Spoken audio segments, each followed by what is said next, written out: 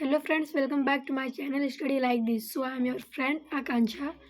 सो आज मैं in front of camera को वीडियो शूट कर रही हूँ बिकॉज एक्चुअली आज मैं ज़्यादा हैप्पी हूँ, बहुत ज़्यादा हैप्पी हूँ क्योंकि आज मेरे फेवरेट सब्जेक्ट का पेपर था जो बहुत ही इजी गया है, बहुत ही अच्छा गया है पेपर। सो यार आज मैं बहुत ज़्यादा हैप्पी हूँ। और जैसा कि विंटर चल रहे हैं तो अब लोग, आई नो विंटर्स में सोना सबको अच्छा लगता है, लेजीनेस आती है, बट अभी एग्ज़ाम्स चल रहे हैं तो पढ़ाई पे ज़्यादा फोकस कीजिए आप लोग। तो चलिए फालतू की बातों को अभी साइड में करते हैं और सीधे टॉपिक पे आते हैं। एक्चुअली बेसिकली मैं स्टडी से रिलेटेड वीडियो ही बनाती हूँ और बिसाइड कैमरा में वीडियो बनाती हूँ। ज़्यादा इन फ्रंट ऑफ कैमरा का वीडियो मैं बनाती नहीं हूँ, बट आज चीज़ थोड़ा हैप्पी थी, स्पेशल डे था, इकोनॉमिक्स का पेपर था मेरा। सोचा कि आज मैं in front of camera he video shoot करती हूँ। तो चलिए आज सीधे मैं टॉपिक पे आती हूँ। जो हमारा आज का टॉपिक है कि स्टेज फियर को कैसे दूर करें। तो स्टेज फियर होता है, एक्चुअली कई लोगों में स्टेज फियर होता है। कुछ लोगों को तो स्टेज पर बोलने में तो क्या, स्टेज पर जाने में भी शर्म आता है। स्टेज फियर कई तरह का होता है, जैसे कुछ लोगों को बोलने में शर्म आती है, कुछ लोगों को ऑडियंस को देख कर ही शर्म आती है कि अभी ऑडियंस क्या सोचेंगे मेरे बारे में। तो मैं आपको एक स्टोरी सुनाती हूँ। मेरे रिलेटिव हैं, उन्होंने मुझे एक स्टोरी बताई थी कि वो एक बार एक फंक्शन में गए, प्रोग्राम में गए, तो अनाउंसर ने स्टेज पर उनका नाम अनाउंस किया कि अभी आकर कुछ बोलेंगे हमारे सामने।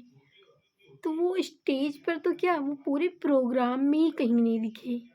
मतलब स्टेज पर अनाउंसर उनका नाम अनाउंस किए जा रहे हैं और वो प्रोग्राम से ही गायब हुए। सो यार स्टेज फियर होता है, कई लोगों में होता है।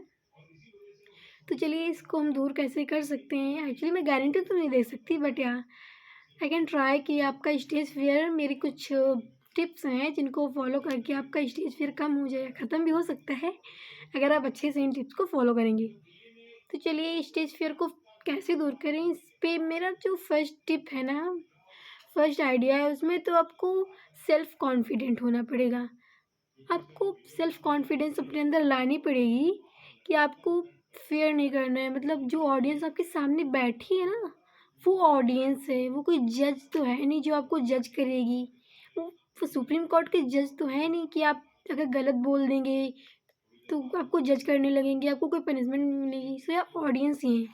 तो चलिए आपको इसमें सबसे पहले जो स्टेज फियर को दूर करते हैं ना, उसके लिए आपको सेल्फ कॉन्फिडेंट होना बहुत ज़्यादा ज़रूरी है इसके लिए।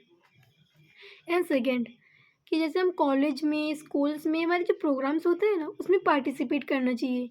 मतलब हम किसी जब बड़े स्टेज पे नहीं बोल पाते हैं तो इसका मेन रीज़न ये होता है कि हम स्टार्टिंग से प्रोग्राम से भी पार्टिसिपेट नहीं करते हैं।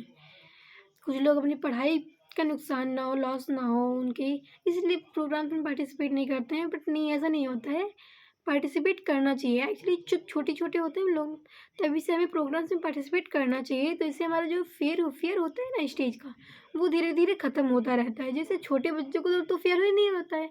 तो जब छोटे बच्चे से ही हम लोग स्टेज पर जाने लगेंगे, ऑडियंस के सामने बोलने लगेंगे, तो हमारा फियर धीरे धीरे ख़त्म होता रहेगा। बट क्या अगर आप बड़े हो गए और आपका स्टेज फियर है अभी ख़त्म नहीं हुआ है, तो इसके लिए आपको सबसे पहले कॉन्फिडेंट होना पड़ेगा। और अब जिस टॉपिक पे बोलने वाले हो ना, आपको ये क्लियर करना होगा कि आपने उस टॉपिक को 100 आउट ऑफ 100 कंप्लीट कर लिया है। मतलब कोई डाउट नहीं रहना चाहिए कि मैंने इस टॉपिक को भी 90% ही कंप्लीट किया है। सो ये अगर ऐसा रहेगा तो आपको डर लगेगा स्टेज पे बोलने में। तो आपको जिस टॉपिक पे बोलना है उस पर आपको एकदम 100% कंप्लीट कर लेना है। एंड या सेकेंड जो टिप है, उसको तो सोच कर आई मीन उसको सुनकर हो सकता है आपको थोड़ी हंसी आए, बट यार आप लोग उसको ट्राई कर सकते हैं। जैसे हम लोग छोटे बच्चों के सामने जब कोई बात बोलते हैं ना, तो हमें कोई डर नहीं लगता क्योंकि छोटे बच्चे तो हमारी बात को समझ नहीं पाएंगे। सो आप लोग जब स्टेज पे जाए ना, तो आपको एक बात सोचनी है, आपको एक बात इमेजिन करनी है कि जो ऑडियंस आपके सामने बैठी है, ये आपके बड़े नहीं हैं, ये आपके हम उम्र नहीं है, ये लोग तो छोटे छोटे बच्चे हैं और छोटे बच्चों के सामने बोलने में कौन डरता है। सो या आपको यही ट्राई करना है कि आपके एक माइंडसेट बना रहे कि आप छोटे छोटे बच्चों के सामने बोल रहे हो। और जिससे आपको फियर थोड़ा कम होगा। एंड या फियर को दूर करने के लिए का एक मेथड काफ़ी पॉपुलर है कि आप मिरर के सामने खड़े होकर बोलिए। सो या मिरर के सामने खड़े होकर बोलने में बहुत प्रॉब्लम होती है। एक्चुअली मैंने भी मिरर के सामने खड़े होकर फेस टू फेस खुद से जब अपने फेस को देख कर जब कोई चीज़ बोलो ना, तो हिचकिचाहट होती है, सबको होती है। बट एक बार होगी, 2 बार होगी, बार-बार थोड़ी ना होगी। तो फिर धीरे-धीरे ख़त्म होता है। जब आप अपने आप को देख कर, अपनी आइज़ में देख कर कुछ बोलते हो ना, तो आपको कॉन्फिडेंस आता है। कहते हैं ना कि हम दूसरों को तो फेस कर लेते हैं, बट अपने आप को फेस करने में बहुत प्रॉब्लम होती है। सो या मिरर के सामने बोलने में थोड़ी प्रॉब्लम होती है, बट आप जब ट्राई करते रहेंगे तो वो प्रॉब्लम भी आपकी ख़त्म हो जाएगी। सो या मैंने जो टॉपिक्स बताए हैं अभी आप लोगों को, वो आप लोग ट्राई कर सकते हैं अपने स्टेज फ़ियर को दूर करने के लिए। फर्स्ट आपको कॉन्फिडेंस होना होगा, क्योंकि confidence is most important for speaking, for doing any speech on stage. आपको सेल्फ कॉन्फिडेंस होना ही पड़ेगा। एंड सेकेंड, अपने टॉपिक पे, जिस आप टॉपिक पे आप बोलने वाले हो, उसको 100 आउट ऑफ 100 आपको तैयार करना है। उसको 99 नहीं होना चाहिए, 100 आउट ऑफ 100। वरना आपकी माइंड में जब डाउट रहेगा अपने सब्जेक्ट को लेकर, अपने टॉपिक को लेकर, तो बोल ही नहीं पाएंगे।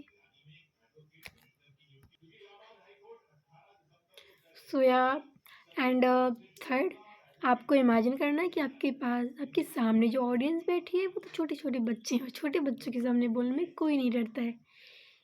से आप इन मेथड्स का यूज़ कर सकते हैं अपने स्टेज फियर को दूर करने में। और मैं इस टॉपिक पे कुछ और चीज़ें सर्च करूँगी, जिससे मुझे अगर कुछ मिला आपके लिए तो मैं ज़रूर शूट करूँगी अगली वीडियो में। So thank you so much for giving me your time and watching my video.